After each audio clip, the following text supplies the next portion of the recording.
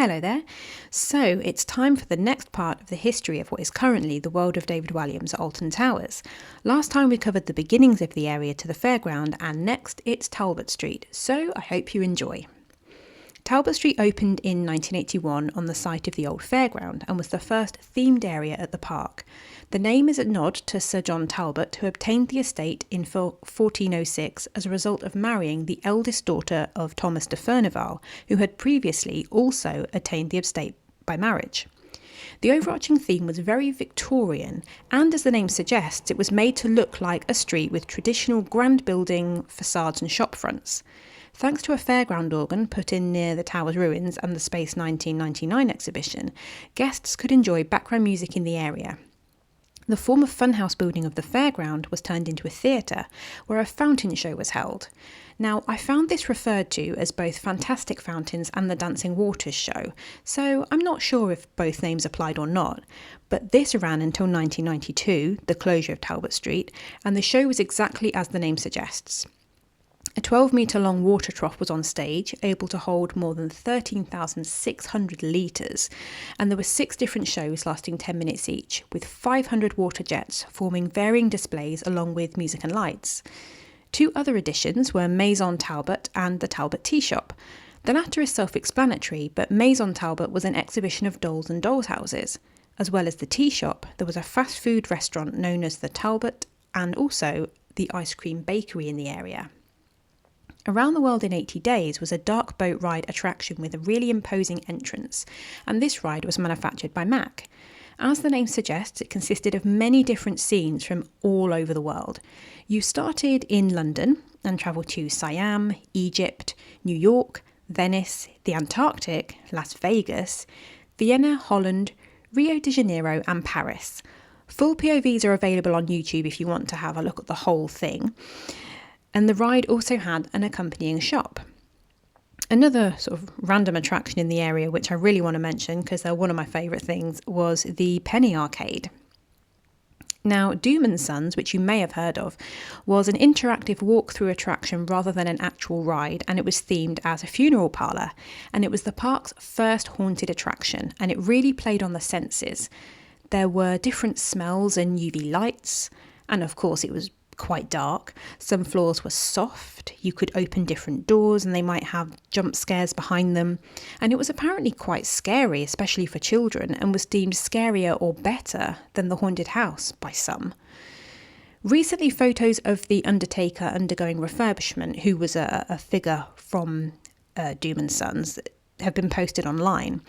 And one Easter egg that has been spotted at the park is a small Doom & Sons advertisement in the window of Raj's shop in the world of David Walliams. Now, part of me feels like there may or should be an Easter egg in the Curse at Alton Manor as well. So do let me know if you've spotted one, as I really can't remember.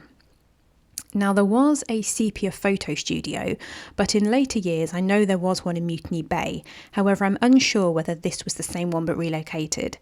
And it wasn't until researching this video that I found out about Talbot Street Toyland. However, I couldn't find further details on the specifics of what this involved, but you can assume the theme. Other attractions I found little information on were the Wildlife Museum and the Fun Centre. In 1982, an area for younger children opened called Adventureland 4-11. This was located between the theatre and Around the World and included the Astroglide bumpy slides from the fairground. See my previous video if you want to know more. And there was also the Adventure Railway, which was a miniature train ride with cartoon characters dotted about along the journey. I'm not sure if they were from specific programmes or just unique characters designed for the ride, however. And there was a small coaster, the Mini Apple roller coaster. An open arena housed a vertical snakes and ladders board in the middle, which was used for the filming of a kids' TV show called Hold On Tight. Filming for this took place in Talbot Street between 1982 and 1987, with the area being replaced by the Motor Museum building and a shop called Raven's Den. In 1985, the area was further developed with the introduction of the first coaster that would form part of what was later known as Coaster Corner near the Flag Tower. This coaster was Four-Man Bob, with bobsleigh-esque cars, high G-forces and tight turns. Four-man Bob was replaced in 1991 by TriStar. Now, TriStar was a flat ride that had 3 arms, each with cars attached, and the 3 arms were attached to one main big arm, forgive my lack of technical knowledge here, which lifted up as the cars turned and swung out, creating an effect similar to Enterprise. Other coasters joined Coaster Corner, which I want to give its own video one day, but it did close in the early 90s due to noise complaints from locals. Talbot Street's final season was in 1992. A Bertie Bassett shop did open towards the end of Talbot Street's life, but as well as Coaster Corner closing, Adventureland 4 to 11 was also closed, except for some of the rides which still form part of Talbot Street. The Crown Carousel was brought over from Aqualand, as was a bouncing frog style ride called Octopus. I might cover Aqualand one day as well.